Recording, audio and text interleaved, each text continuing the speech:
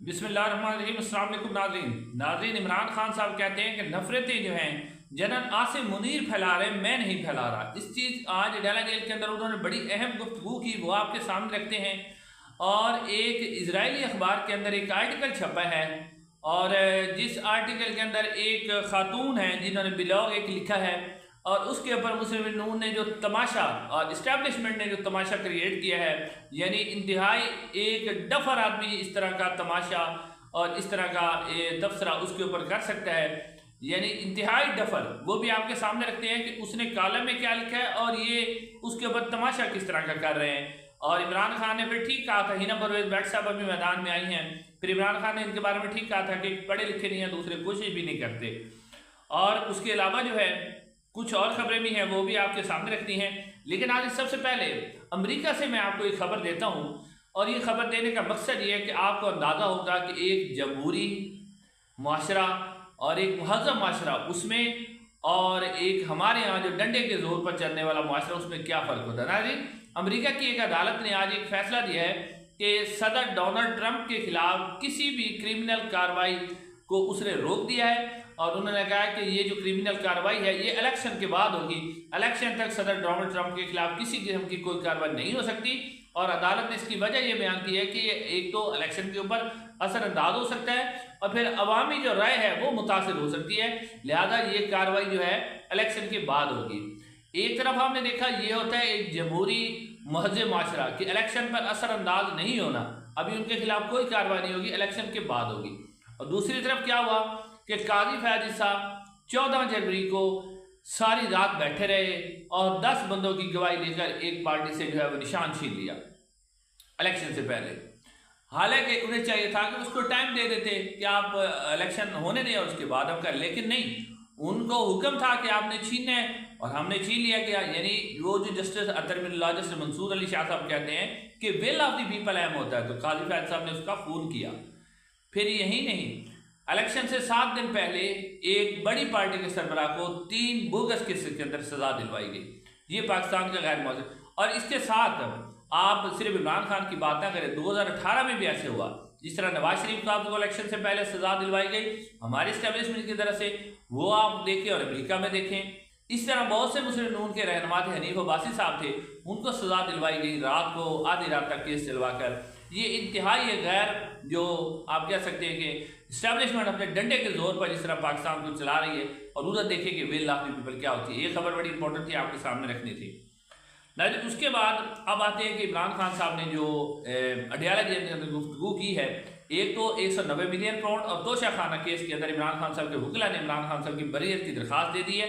वो इसलिए कि वो नैब तरमीम बहाल हो गई है, और इमरान खान साहब के वकीला का कहना है कि कानून से हटकर कुछ नहीं हो सकता, जो कानून है बस उसके खिलाफ बाइज्जत बरीयत दी जाए। अब नैब यहाँ पर हाथ पांव मार रहा है कि बरीयत न हो बल्कि केस वापस हो जाए और फिर FIA या किसी और को दे दिया जाए, क्योंकि एस्टेब्लिशमेंट नहीं चाहती कि इमरान खान बाहर आए।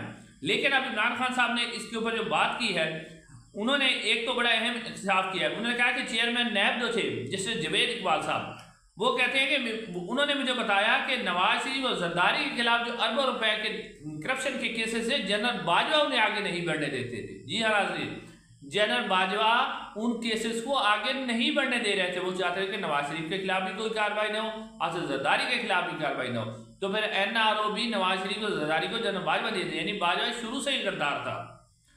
उसके बाद फिर इमरान खान ने कहा कि नैब के तफ्तीशी अफसर को मैंने धमकी नहीं दी, बल्कि मैंने उन्हें कहा कि मैं आपके खिलाफ कार्रवाई करूंगा ताकि नैब के लोगों को भी अदालत में जाने का खौफ हो, इसलिए इमरान खान ने कहा। फिर उन्होंने कहा कि फरियाल तारपुर की दुबई लीक्स में 5 जायदादें सामने आई, लेकिन नैब तरमीम के जरिए व्हाइट कॉलर क्राइम को NRO दिया गया। नैब खुद मुख्तियार इदारा बनाना चाहते हैं, ये भी चाहते हैं कि नैब का एहतसाब हो। स्कॉटलैंड यार्ड में व्हाइट कॉलर क्राइम है, उनके लिए फ्रॉड स्क्वाड मौजूद है। चोरी करनी होती तो एस्टेब्लिशमेंट के साथ मिल जाते, जो मर्जी करें इनके साथ मिल जाए तो सारे केसेस खत्म हो जाते हैं। इमरान खान साहब कहते हैं अगर आप चोरी करें बस एस्टेब्लिशमेंट के साथ मिल जाए, फिर आप जो मर्जी चोरी करते रहें वो करते रहें। 22 अगस्त का जलसा मनसूख करने के लिए, जी हाँ ये भी बड़ी अहम बात है, इमरान खान साहब कहते हैं कि 22 अगस्त का जलसा मनसूख करने के लिए मेरी मिन्नतें की गई और 8 सितंबर को जलसा करवाने की यकीन दहानी कराई गई, मगर इसमें भी आप रुकावटें डाली जा रही हैं। इमरान खान साहब कह रहे हैं क्योंकि इस पर रुकावटें कहते हैं कि नून लीग के साथ मिल बैठ जाए, उन्होंने ही तो मेरे इलेक्शन पर डाका मारा, तो मैं इनके साथ कैसे बैठ जाऊँ। फिर उन्होंने जनाब आसिम मुनीर साहब से मुखातब होते हुए कहा, जनाब आसिम मुनीर साहब ने कल अपनी तकरीर में कहा था कि सियासत के अंदर नफरतें नहीं होनी चाहिए। तो इमरान खान से बताया कि आर्मी चीफ नफरतें कम करने का बयान दिया है। मौजूदा बात कहता हूँ कि नफरतें आपकी वजह से हुई हैं। जी हाँ नाज़रीन, इमरान खान साहब कहते हैं नफरतें जनाब आसिम मुनीर साहब की वजह से हुई हैं। कोई बताए मेरी बीवी का क्या कसूर है, 7 माह से जेल है, इस वक्त नैब जनरल आसिम मुनीर के नीचे काम कर रहे हैं। इमरान खान ने वादे तौर पर कहा कि नैब को जनाब आसिम मुनीर साहब चला रहे हैं और इस मुल्क को डंडे से नहीं इंसाफ से चलाने की जरूरत है।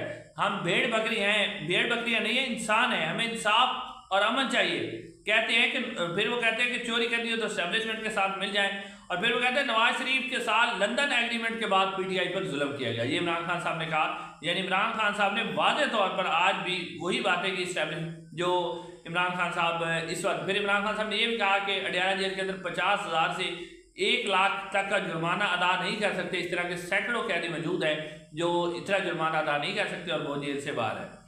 उसके अलावा नाज़रीन एक और ख़बर है कि हुकूमत ने DHA इस्लामाबाद में 10,000 कैनाल जो है वो दे दी है FWO को ज़मीन पर हाउसिंग सोसाइटी बनाने के लिए। ये साफ़ी हैं रियाजुल अख्तर, उनकी खबर है। यानी ये सारी ज़मीनें तुम्हारे लिए हैं और सारा मुल्क ही तुम्हारे लिए है। DHA बन रहा है इस्लामाबाद के अंदर 10,000 कैनाल के ऊपर और हम है खामखा इसके अंदर। उसके बाद नाज़रीन पाकिस्तान तहरीक इंसाफ के जो सेक्रेटरी जनरल हैं उमर अयूब साहब, उन्होंने आज इस्तीफ़ा दे दिया है और ज़राए के मुताबिक उनका इस्तीफ़ा कबूल भी कर लिया गया है। और मुख्तलिफ पाकिस्तान तहरीक इंसाफ के हमाद अजहर साहब ने भी ट्वीट में कहा है, शौकत बसरा साहब ने भी इसके ऊपर ट्वीट किया है कि सलमान अकरम राजा साहब जो है वो पाकिस्तान तहरीक इंसाफ के अगले सेक्रेटरी जनरल होंगे। अब सलमान अकरम राजा साहब बहुत ही पाकिस्तान में नए कमर है, पाकिस्तान तहरीक इंसाफ में न्यू आए हैं। कानूनी महाज पर पाकिस्तान तहरीक इंसाफ का मुकदमा बहुत अच्छे तरीके से लड़ते हैं, गुफ्तगू बड़ी ज़बरदस्त करते हैं, बड़े नपे तगुले अल्फाज में बड़ी ज़बरदस्त गुफ्तगू करते हैं, आइन और कानून के साथ चलने वाले हैं। लेकिन अब देखते हैं कि वो पाकिस्तान तहरीक इंसाफ के सेक्रेटरी जनरल का ओहदा किस तरह संभालते हैं, ये तो आने वाला वक्त ही बताएगा। अब नाज़रीन आपके उस खबर की तरफ, इसराइल की एक आप क्या कह सकते हैं साफ़ी खातून है बेचारी, वो कहते हैं कि 8 से 10 डॉलर लेकर भी कॉलम लिख देती हैं। तो यहाँ से अब अंदाज़ा करें कि उनकी हैसियत बहुत बड़ी क्या है।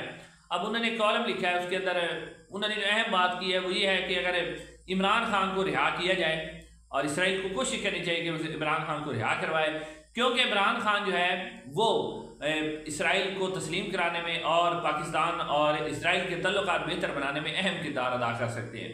अब मैंने इतनी बात उन्होंने लिखी और इसके ऊपर मुस्लिम नून और इस्टेब्लिशमेंट ख़ास तौर पे आपको पता ही है कि जब भी इमरान खान के खिलाफ बयानियाँ बनाना होता है तो इस्टेब्लिशमेंट TV चैनल्स को हुक्म देती है और TV चैनल पाकिस्तान में अपनी जो हैसियत थी, जो उनकी क्रेडिबिलिटी थी, जो उनका नाम और निशान था, वो खुद ही मिटाने पर तुले हुए हैं। उनकी कोई अहमियत अब नहीं रही, पहले भी इनको कोई नहीं देखता और मज़ीद इस तरह की बॉन्डी झूठी और बेबुनियाद जिन खबरों का न सर व पाँव होता है, जिस तरह के टिकर दिए जाते हैं उस तरह चला देते, उसकी वजह से उनको अब कोई भी देखने। लेकिन अहम बात यह है कि चलो अब उन्होंने कह दिया। अब आप अंदाज़ा करें, इसी कॉलम के एक साइड पे ये मैं स्क्रीन पे आपको दिखा रहा हूँ, इसके अंदर एक उन्होंने अबाउट दी आथर यानी वो जो खातून हैं उन्होंने अपने बारे में लिखा हुआ है कि मैं जो है वो इंटरेस्ट रखती हूँ, जो यानी मेरा जो इंटरेस्ट है वो मिडल ईस्ट की तरफ है, UK की सोसाइटी की तरफ है और यानी वो कहती है कि मेरा जो ज़्यादातर वक्त है, मेरी ज़बान जो अज़रबैजान है और इंग्लिश भी मैं बोल सकती हूँ और मैं फ्रेंच भी लिख सकती हूँ। यानी उन्होंने सारा कुछ लिखा है कि मेरा जो तजर्बा है ना वो मिडल ईस्ट तक है और मैं बस उसके बारे में इससे ज़्यादा कुछ नहीं जानती। तो फिर आप एक वो खातून जो खुद लिख रही हैं और फिर इसी कॉलम के एंड में जो अखबार है उसने भी लिखा है जो टाइम ऑफ इसराइल है कि इस कॉलम की राय के साथ हमारा कोई ताल्लुक नहीं है और ना ही हम इसके जिम्मेदार हैं, ये गलत है, ये सही है। अब नाज़रीन आप बात देखें कि खुद वो भी लिख रही हैं कि मेरा भी पाकिस्तान के बारे में उनको कोई इल्म ही नहीं है और इधर से जो वो अखबार खुद लिख रहा है कि जी इमरान खान हमारा इसकी राय से कोई ताल्लुक नहीं है और इस खातून को कोई जानता भी नहीं है। पाकिस्तान में इस खातून को इतनी अहमियत दी जा रही, PTV पर खबरें चलाई जा रही, सारे मीडिया पर चलाई जा रही हैं। और आप देखें कि यहाँ पर इमरान खान को क्या साबित किया जा रहा है कि जी गोल्ड स्मिथ फैमिली के साथ उन्हें तलक है, वो यहूदी एजेंट है। जिस तरह पाकिस्तान में पहले बयानिया बनाया जाता था, स्टैब्लिशमेंट बयानिया बनवाती थी कि यहूदी एजेंट है। और आपने देखा होगा कि 2-4 दिन पहले गार्डियन के अंदर एक आर्टिकल छपा था, वो भी एक खातून ने लिखा था। उसके अंदर वो खातून कह रही थी इमरान खान बहुत ज़्यादा मजहबी है, इस्लाम से बहुत ज़्यादा मोहब्बत करता है और ये तालिबान को सपोर्ट करता है, तालिबान खान है और बड़े सख्त किस्म के मजहबी जो वो रुझानात रखता है। और मुस्लिम नून ने फ़ौरन से ये बयानिया बना दिया कि जी ये चांसलर का इलेक्शन नहीं लड़ सकता, क्योंकि ये तो बड़ा ही सच्चा मुसलमान है और बड़ा ही पक्का मुसलमान है, इसराइल का सख्त मुखालिफ है। ये मुस्लिम नून ने बयानिया बनाया। यानी 5 दिन पहले आपने बयानिया बनाया कि इसराइल का मुखालिफ है और ये सच्चा और पक्का आशिक रसूल है और मुसलमान है, और आज आप बयानिया बना रहे हैं कि जी वो यहूदी है।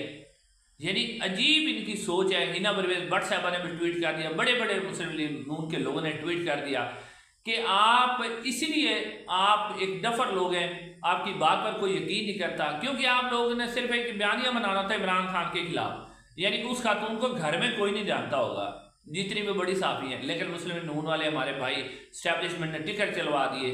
अब आप देखिए कि लोग इनके बारे में क्या सोचेंगे कि 2 दिन पहले आप गार्डियन में जो आर्टिकल छपा था उसमें आप उनको सच्चा मुसलमान कह रहे थे और आप कह रहे थे कि जिसको आप चांसलर ना बनाएं क्योंकि ये तो बड़ा सच्चा और बड़ा मुसलमान है, और आज आप उसे कह रहे हैं कि वो यहूदी एजेंट है।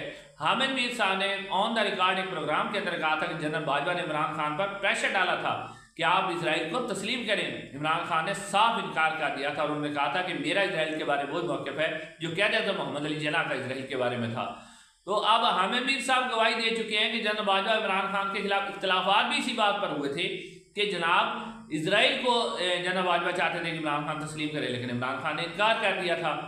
और अब इतनी बड़ी गवाही हामिद मीर साहब दे चुके हैं और फिर इमरान खान साहब खुद इसके ऊपर स्टेटमेंट दे चुके हैं। और फिर आपको एक और बात बता दूं, पाकिस्तान में कोई भी ऐसा सियासतदान नहीं है, अगर वो ये काम करेगा ना तो उसकी क्रेडिबिलिटी वैसे ही नीचे चली जानी है। पाकिस्तान की आवाम में से तकरीबन 99% लोग जो हैं वो इसराइल के मुखालिफ हैं, पाकिस्तान की आवाम के।